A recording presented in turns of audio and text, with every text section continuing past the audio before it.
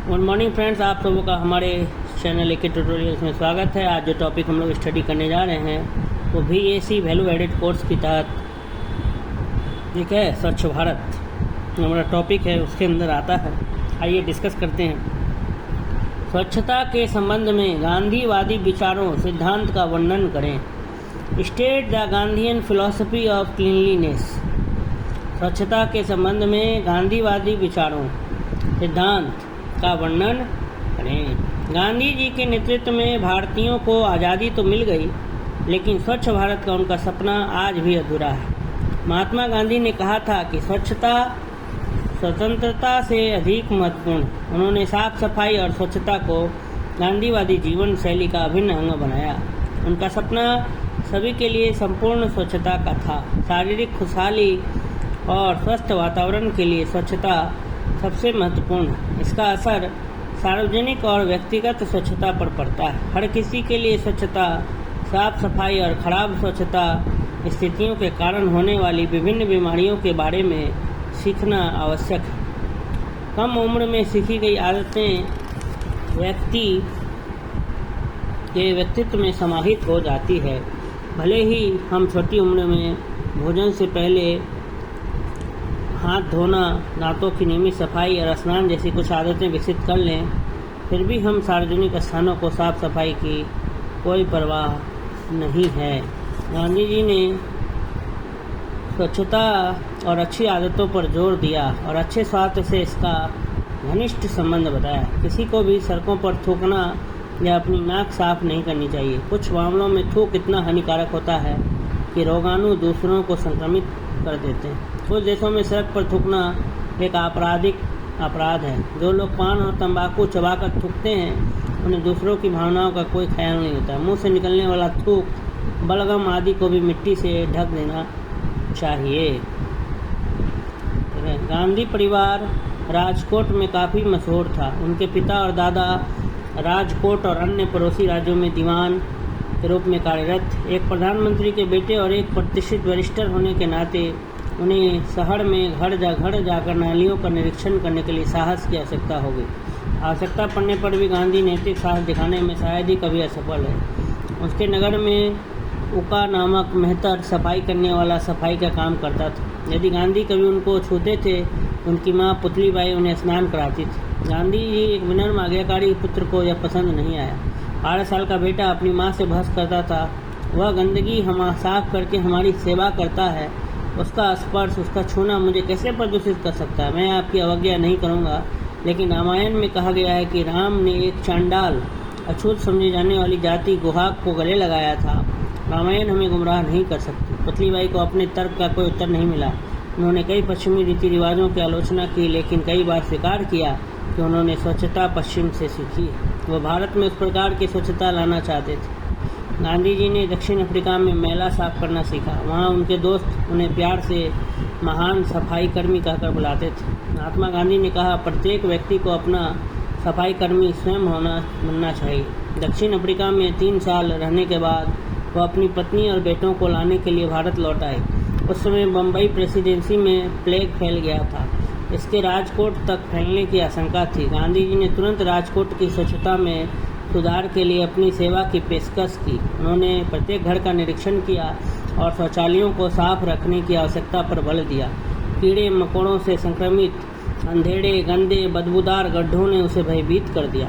उच्च वर्ग के कुछ घरों में गटर का उपयोग किया जाता था, जहां बदबू असहनीय होती थी। गांधी जी ने मूत्र और मलमूत्र के लिए 2 अलग अलग बाल्टियों के उपयोग का सुझाव दिया और इससे स्वच्छता में सुधार हुआ। जब भी गांधी जी को थोड़ा सा भी सफाई का काम करने का अवसर मिलता, उन्हें खुशी होती। उनके लिए लोगों की स्वच्छता के मानक की कसौटी उनके शौचालयों की स्थिति थी। उन्होंने खुद को भंगी बताया और कहा कि अगर वह सफाई कर्मी बनकर मर सकें तो उन्हें संतोष होगा। उन्होंने रूढ़िवादी हिंदुओं से अछूतों के साथ उनका भी सामाजिक बहिष्कार करने को कहा। दक्षिण अफ्रीका में गोरे लोग भारतीयों को उनकी गंदी आदतों के कारण तुच्छ समझते थे। गांधी जी ने उनके क्वार्टरों का निरीक्षण किया और उनसे अपने घरों और आसपास को साफ रखने के लिए कहा। उन्होंने इसके बारे में सार्वजनिक बैठकों में बात की और अखबारों में लिखा।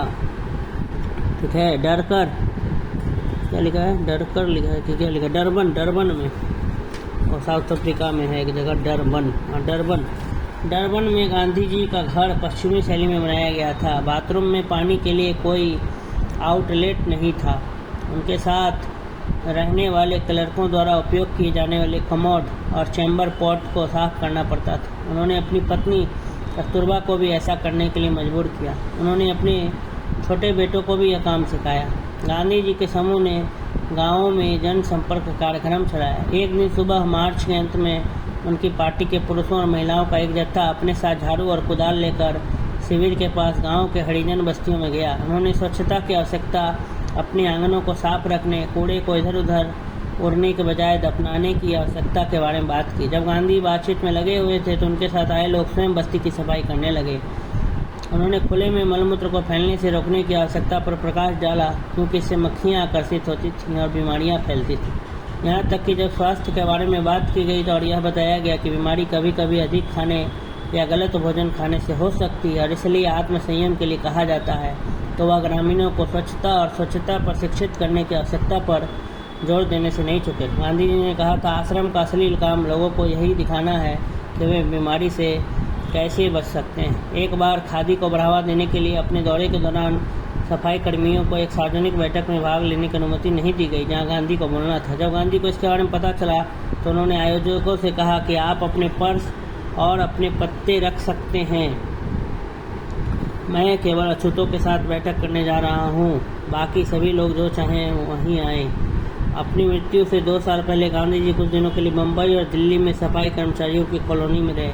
वसी आवास में रहना चाहते थे और उनके भोजन में भाग लेना चाहते थे। उन्होंने 1 से अधिक बार पूरे भारत का दौरा किया।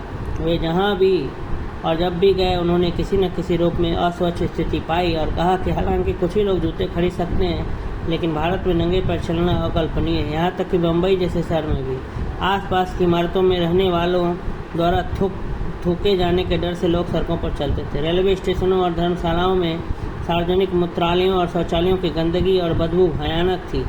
गांधी जी ने रेल के डिब्बों को गंदा करने की यात्रियों की आदत की निंदा की।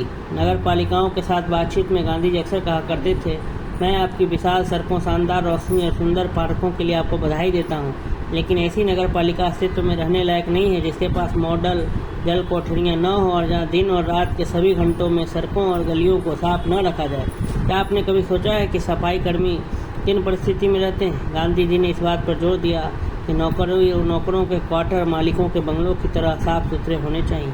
यह कहने में कोई लाभ नहीं है कि हमने बाहरी स्वच्छता की कला को उस स्तर तक नहीं सीखी है जितना कि अंग्रेजों ने सीखी है। पर्यावरण की रक्षा के लिए स्वच्छता के प्रति उनके विचार। गांधी जी ने कहा, जब तक आप अपने हाथों में झाड़ू और बाल्टी नहीं लेंगे तब तक आप अपने कस्बों और शहरों को स्वच्छ नहीं बना सकते।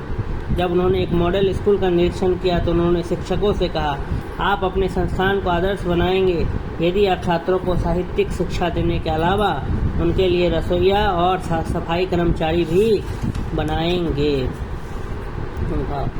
छात्रों को उनकी सलाह थी, यदि आप अपने स्वयं एक सफाई कर्मी बन जाते हैं तो आप अपने आसपास के वातावरण को स्वच्छ बना लेंगे। छात्रों को उनकी सलाह थी कि यदि आप अपने स्वयं के सफाई कर्मी बन जाते हैं तो आप अपने आसपास के वातावरण को स्वच्छ बना लेंगे। एक विशेषज्ञ सफाई कर्मी बनने के लिए विक्टोरिया क्रॉस जीतने से कम साहस की आवश्यकता नहीं है। उनके आश्रम के पास के ग्रामीणों ने मल को मिट्टी से ढकने से मना कर दिया। उन्होंने कहा, निश्चित रूप से यह भंगी का काम है। भंगी के चेहरों को देखना तो पाप है, पाप ही साथ ही मल पर मिट्टी फेंकना तो और भी पाप है। गांधी जी गांवों में सफाई कार्य की स्वयं निगरानी करते थे। मिसाल कायम करने के लिए वह कुछ महीनों तक खुद बाल्टी और झाड़ू लेकर गाँव में जाते रहे। उनके साथ दोस्त और मेहमान भी गए। वे बाल्टी भर भर कर मिट्टी और मल लेकर आए और उन्हें गड्ढों में दबा दिया। उनके आश्रम में सफाई का सारा काम कैदियों द्वारा किया जाता था। गांधी जी ने उनका मार्गदर्शन किया। वहाँ विभिन्न नस्लों, धर्मों और रंगों के सारे लोग रहते थे। आश्रम की जमीन पर कहीं भी गंदगी नहीं मिलती। सारा कूड़ा, सब्जियों के छिलके को गड्ढों में दबा दिया जाता था और बचा हुआ भोजन एक अलग खाद के लिए गड्ढे में डाल दिया जाता था। बाद में मिट्टी को दबा दिया गया और बाद में खाद के रूप में उपयोग किया गया। अपशिष्ट जल का उपयोग बागवानी के लिए किया जाता था। खेत मक्खियाँ और बदबू से मुक्त था, हालांकि वहाँ जल निकासी की कोई पक्की व्यवस्था नहीं थी। गांधी जी और उनके सहकर्मियों ने बारी बारी से सफाई का काम किया। गांधी जी ने सभी अमीर और गरीब नेता और कार्यकर्ता भारतीय और विदेशी सभी को शौचालयों का उपयोग करना सिखाया था। इस प्रयोग ने धीरे धीरे आश्रम के रूढ़िवादी सहकर्मियों और महिला कैदियों के दिमाग से मैला ढोने का संस्करण निकाल दिया। एक भंगी को सिर पर मिट्टी की टोकरी ले जाते हुए देखकर उसकी तबीयत खराब हो गई। उन्होंने बताया कि कैसे उचित उपकरणों का इस्तेमाल से साफ सफाई अच्छे से की जा सकती है। मैला ढोना एक अच्छी कला है और उन्होंने स्वयं गंदा हुए बिना यह काम किया। उन्होंने लिखा, गाँव के तालाबों का उपयोग नहाने, कपड़े धोने, पीने और खाना पकाने के लिए किया जाता है।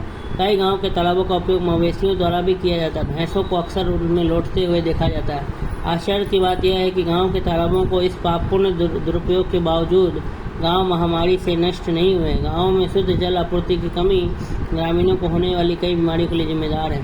तो हम ये निष्कर्ष निकाल सकते हैं कि स्वच्छता हमारे जीवन के साथ साथ राष्ट्र के लिए भी महत्वपूर्ण है। महात्मा गांधी जी जो बदलाव देखना चाहते थे उसे हासिल करने के लिए उन्होंने व्यक्तिगत रूप से बहुत प्रयास किया। तो महात्मा गांधी के जो विचार थे स्वच्छता को लेकर उसको हमने देखा। उनकी माँ पुतली बाई जो थी, जब कोई स्वच्छ करने सफाई कर्मी आता था तो उसकी माँ उन्हें, अगर गांधी जी उनको टच कर देते थे तो माँ उनको नहलवाती थी। तो गांधी जी अपनी माँ से भी बहस कर लिए थे कि रामायण का एक तर्क देते हुए, ठीक है। तो और प्लस हर जगह उनको साफ़ सफाई, विदेशों में भी वो गए, दक्षिण अफ्रीका में, वहाँ भी साफ़ सफाई का उन्हें ध्यान रखा। तो हर बिंदु को हमने जो है ध्यान से देखा। यहीं पर ये टॉपिक जो हमारा समाप्त होता है। अगर आपको ये वीडियो अच्छा लगा हो तो हमारे चैनल को सब्सक्राइब कर लें, वीडियोज़ को लाइक करें और अधिक से अधिक लोगों तक शेयर करें। धन्यवाद।